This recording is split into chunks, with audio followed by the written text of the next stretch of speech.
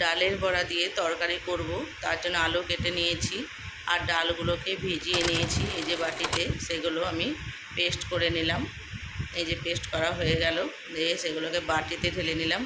আর এদিকে আদা পেঁয়াজ রসুনটাকেও বেটে নিলাম, মানে পেস্ট করে নিলাম। এদিকে বেটে রাখা ডালগুলোকে আমি একে একে ভেজে নিচ্ছি।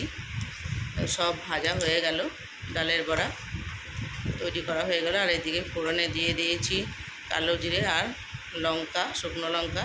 তার মধ্যে আলুগুলোকে দিয়ে দিলাম আর হলুদ আর নুন দিয়ে ভালোভাবে নাড়াচাড়া করে নেব।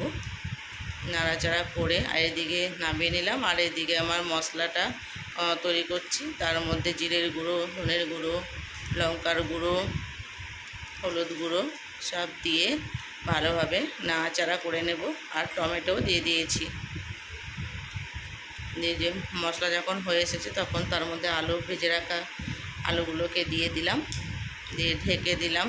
ঢাকার পর হয়ে যাওয়ার পর আমি জল ঢেলে দিলাম, দিয়ে নাড়াচাড়া করে নিচ্ছি। করে এবার টক করে ফোটার পর